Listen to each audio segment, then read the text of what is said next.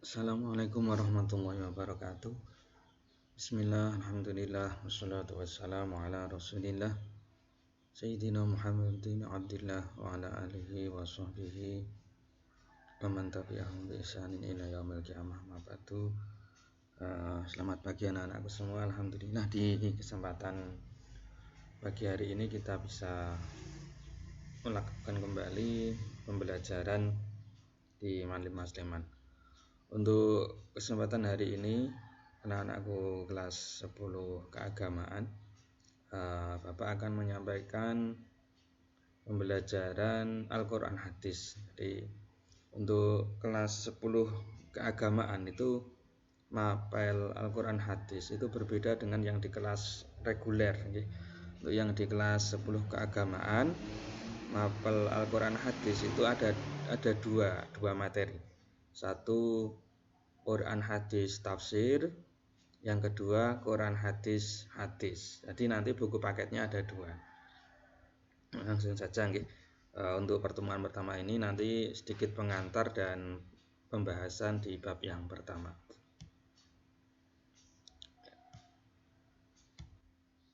Ini kemarin sudah perkenalan, nomor saya tentu sudah punya. Ya, di semester Ghazal ini mapel Quran hadis tafsir ada 4 bab ya anak-anak.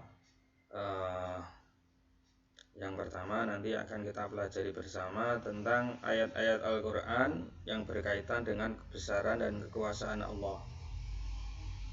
Terus yang kedua nanti juga akan kita pelajari ayat-ayat Al-Quran yang berkaitan tentang taat kepada Allah dan Rasulnya. Selanjutnya bab yang ketiga nanti kita akan pelajari ayat-ayat Al-Quran tentang berbuat baik kepada kedua orang tua.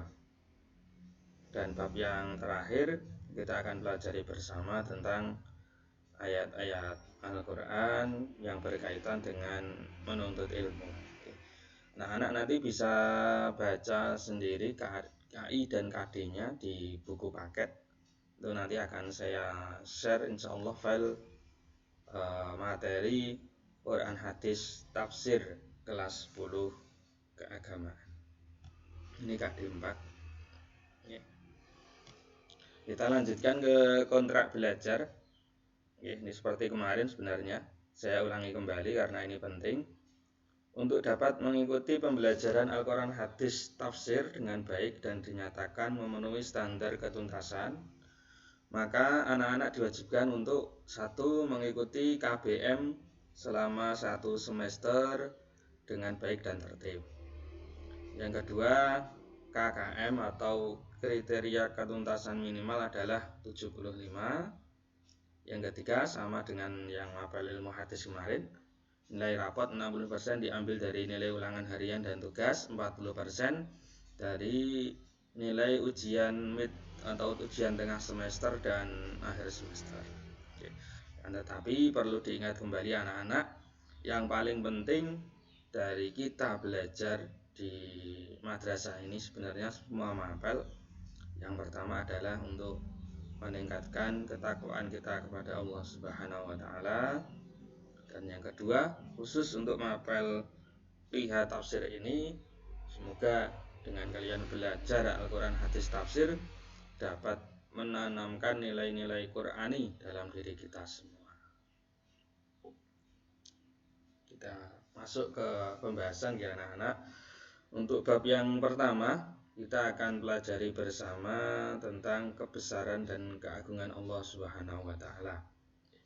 Jadi anak-anak bisa memperdalam materi ini lewat buku paket atau mungkin keterangan-keterangan yang lain. Di bab yang pertama ini tentang kebesaran dan keagungan Allah dalam Al-Quran dijelaskan dalam surat An-Nahl ayat 65 sampai 70. An-Nahl itu, nakhlun itu artinya lebah. Dalam bahasa Arab ada yang mengatakan bahwa kenapa kok dikatakan nakhlun lebah itu kenapa? Karena lebah itu juga berasal dari kata nakhla yang artinya suatu anugerah. Jadi istimewanya lebah itu sampai Rasul itu pernah berkata, sebenarnya seorang muslim, seorang mukmin, kita semua itu kalau bisa seperti seekor lebah. Nah, lebah itu kenapa? Kok sampai dikatakan seperti itu? Karena lebah itu tidak akan memakan sesuatu kecuali yang dimakan itu adalah sesuatu yang baik. Yang kedua, lebah itu tidak akan mengeluarkan sesuatu kecuali yang dikeluarkan itu adalah sesuatu yang baik. Lebah itu jika mengambil madu, sari-sari makanan dari bunga, dari tumbuhan, itu tidak akan pernah merusak dari apa yang mereka ambil. Bahkan bunga-bunga yang diambil sari patinya oleh lebah itu malah akan terjadi penyerbukan dan terjadi pembuahan. Lebah itu juga tidak akan mengganggu seseorang kecuali jika diganggu. Bahkan ketika lebah itu diganggu dan menyengat seseorang, sebenarnya sengatan lebah itu juga bisa sebagai obat. Makanya kalau orang-orang tradisional zaman dulu, mungkin ada beberapa klinik tradisional itu menggunakan lebah sebagai terapi pengobatan. Nah, anak-anakku semua, langsung saja kita bahas bersama tentang ayat Al-Quran yang terkait dengan kebesaran dan keagungan Allah. Kita baca surat An-Nahl ayat 5. A'udzu billahi minasyaitonir rajim. Bismillahirrahmanirrahim. Wallahu anzala minas samaa'i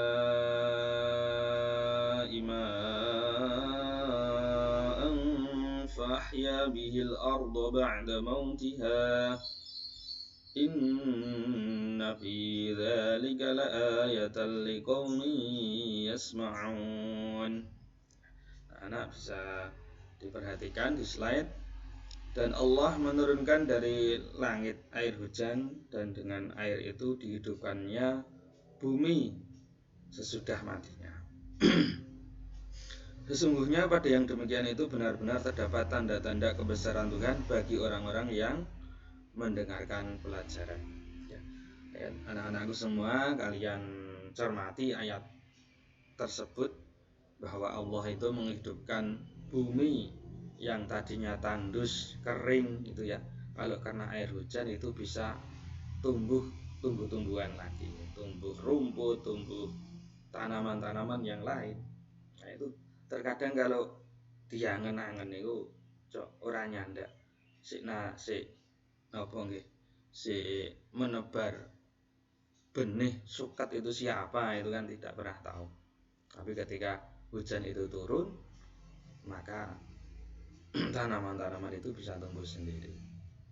Anak-anakku semua, sebenarnya dari ayat ini kita dapat mengambil pelajaran bahwa besok di yaumil qiyamah, yaumul ba'as, tidaklah hal yang sulit bagi Allah untuk menghidupkan kita semua setelah kita semua mati. Jadi, ayat ini sebenarnya sebagai hujah kepada orang-orang yang mengingkari tentang hari kebangkitan. Jadi, apakah mungkin orang yang sudah mati itu bisa dibangkitkan kembali? Ya, Allah memberikan pelajaran bagi kita semua. Tanaman-tanaman yang tadinya mati ketika terkena air hujan bisa hidup kembali. Kita lanjutkan ayat 66. Wa inna lakum fil an'ami la'ibrah nusqikum mimma fi budunihi min baini farsin wa damin labanan khalisan sa'ighal lisyaribin. Dan sesungguhnya pada binatang ternak itu benar-benar terdapat pelajaran bagi kamu. Kami memberimu minum daripada apa yang berada dalam perutnya, berupa susu yang bersih antara tai dan darah, yang mudah ditelan bagi orang-orang yang meminumnya. Nah, anak semua, kalian perhatikan kembali ayat 66 surat An-Nahl ini. Bagian ulama mengatakan pada ayat 66 surat An-Nahl ini adalah termasuk bukti kemukjizatan Al-Quran. Kenapa demikian? Karena pada zaman dahulu, pada masa Rasul dulu, orang-orang itu bingung, tidak mengetahui bagaimana mungkin susu dari binatang itu kok rasanya bisa tidak seperti darah yang merah yang baunya tidak enak, atau tidak seperti kotoran. Padahal susu dari binatang itu kan keluar dari tubuh hewan, yang dimana di dalam organ-organ tubuh hewan tersebut itu kan ada kotorannya, ada darahnya, tetapi kok yang keluar itu susu yang rasanya itu murni, yang rasanya itu enak untuk diminum. Nah, itu menunjukkan bahwa Al-Quran itu sudah menerangkan tentang kebesaran Allah. Allah menciptakan hewan yang di dalam perutnya itu kok ono kotorane, ono darahe, tapi kok sing metu kok ono sing rupa susu sing enak diombe, menyehatkan badan gitu. Bahkan air-air ini ono susu beruang tinggu rebutan jadi nggih tombo corona. Tapi saya tidak tahu itu. Tapi intinya susu itu termasuk anugerah Allah, tanda kebesaran Allah dari hewan yang dalam organ-organ tubuhnya itu sesuatu yang tidak baik, ya. Maksudnya sesuatu yang tidak enak untuk langsung dimakan, tetapi kok keluar sesuatu yang langsung enak untuk diminum. Nanti anak-anak bisa kembangkan sendiri, ya. Kita lanjutkan. وَمِن ثَمَرَاتِ النَّخِيلِ وَالْأَعْنَابِ تَتَّخِذُونَ مِنْهُ سَكَرًا وَرِزْقًا حَسَنًا إِنَّ فِي ذَلِكَ لَآيَةً لِقَوْمٍ يَعْقِلُونَ.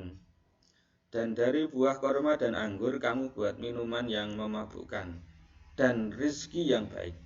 Sesungguhnya pada yang demikian itu benar-benar terdapat tanda kebesaran Allah bagi orang yang memikirkannya. Anak-anak perhatikan di ayat ini. Ayat ini diturunkan sebelum diharamkannya minuman keras. Surat An-Nahl pada ayat ini itu diturunkan sebelum Allah mengharamkan minuman keras. Akan tetapi pada ayat ini sebenarnya Allah sudah menunjukkan bahwa dalam minuman keras itu bukanlah sesuatu yang baik, terdapat sesuatu yang buruk bagi peminumnya. Makanya di ayat ini terdapat huruf wawu, wa min thamaratin nakhili wal a'nabi. Wawu dalam ayat ini berfungsi sebagai wawu pembeda kalimat pertama dengan kalimat yang kedua. Rezeki yang baik itu buah-buahan yang tidak diolah menjadi minuman keras. Kita lanjutkan kembali. Kalau kita angen-angen lagi, bagaimana mungkin kadang tumbuhan itu kan dirabuk pakai kotoran hewan, tapi kok yang tumbuh dari buah dari tumbuhan itu, buahnya itu kok rasanya ada yang manis, ada yang asam, gitu, ada yang pahit, macam-macam, warnanya pun bermacam-macam, ada yang merah, ungu, kuning, dan enak dilihat. Padahal kalau kita lihat dari pupuknya itu kan sesuatu yang mungkin dikatakan sesuatu yang menjijikkan karena dari kotoran. Kita lanjutkan. وَأَوْحَى رَبُّكَ إِلَى النَّحْلِ أَنِ اتَّخِذِي مِنَ الْجِبَالِ بُيُوتًا وَمِنَ الشَّجَرِ وَمِمَّا يَعْرِشُونَ. Yang artinya, dan Tuhanmu mewahyukan kepada lebah. Jadi Allah mewahyukan kepada lebah itu apa? Maksudnya Allah memberikan lebah itu suatu insting untuk bertahan hidup. Diberikan insting apa? Diberikan wahyu apa? Untuk lebah itu, buatlah sarang-sarang di bukit-bukit, di pohon-pohon kayu, dan di tempat-tempat yang dibikin manusia. Anak-anakku semua, kalau kita perhatikan, kita angen-angen, kita tafakuri, lebah itu kalau bikin sarang itu pasti di tempat-tempat yang tinggi. Ora neng ceritane lebah iki kok nggawe omah neng ngisor longan niku mboten enten. Mesti kalau lebah yang madu itu membuat tempat itu di pohon-pohon yang tinggi, di bukit-bukit yang tinggi, atau di tempat-tempat yang sudah memang dibuat oleh manusia yang itu khusus untuk lebah. Nah, kalau kita angan-angan tempat-tempat yang tinggi, tempat-tempat yang khusus yang ditempati oleh lebah itu pasti tempat-tempat yang bersih dari polusi, bersih dari kotoran. Anak-anak bisa kapan-kapan main ke tempat mungkin penangkaran atau budidaya madu itu mesti tempatnya itu tempat yang asri, tempat yang indah. Ora eneng kok tempat budidaya madu ning terak pembuangan sampah ini mesti madune ora eneng itu. Mesti tempatnya dekat dengan tumbuh-tumbuhan yang banyak bunganya. Nah, itu menunjukkan bahwa kita dapat mengambil pelajaran dari lebah itu kalau kita mau tinggal, mau berada, membuat tempat tinggal itu kalau bisa di tempat-tempat yang jauh dari polusi. Yang paling penting sebenarnya kalau sebagai seorang yang mukmin itu selain polusi lahiriah juga polusi batiniah. Polusi batiniah itu nggih suatu lingkungan yang dapat menjadikan kita itu batin kita, hati kita itu jauh dari Allah. Kita lanjutkan. Summa kuli min kulli samarati fasluki subula rabbiki dhulula yakhruju min butuniha syarabun mukhtalifun alwanuhu fihi shifaa'un linnas inna fi dzalika laayatan liqaumin yatafakkarun. Yang artinya kemudian makanlah dari tiap-tiap buah-buahan dan tempuhlah jalan Tuhan yang telah dimudahkan bagimu. Dari perut lebah itu keluar minuman madu yang bermacam-macam warnanya. Di dalamnya terdapat obat-obat yang menyembuhkan bagi manusia. Sesungguhnya pada yang demikian itu benar-benar terdapat tanda-tanda kebesaran Tuhan bagi orang yang memikirkan. Ya, anak-anakku semua, dalam ayat ini kita juga dapat mengambil suatu hikmah. Lebah yang kadang jenisnya sama itu pun kadang madunya bisa berbeda, bermacam-macam warnanya. Mukhtalifun alwanuh, itu bermacam-macam warnanya. Tergantung dari apa yang diambil dari lebah tersebut. Misalnya lebah yang mengambil bunga dari pohon duren itu mesti nanti beda dengan lebah yang mengambil madu dari pohon-pohon yang pohon mangga dan lain sebagainya. Itu ada yang warnanya hitam, ada yang merah, ada yang kuning agak bening gitu. Itu bermacam-macam. Fihi shifaa'ul linnas, di dalam madu itu terdapat obat. Shifa itu obat bagi manusia. Jadi makanya lebah nakhl itu kan dari kata nakhla yang artinya anugerah. Nah, lebah itu termasuk anugerah dari Allah bagi kita umat manusia. Kita lanjutkan.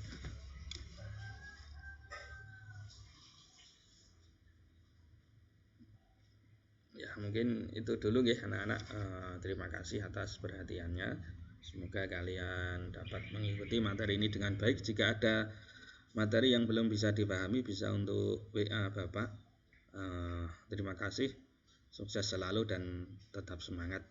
Akhirul kalam. Assalamualaikum warahmatullahi wabarakatuh.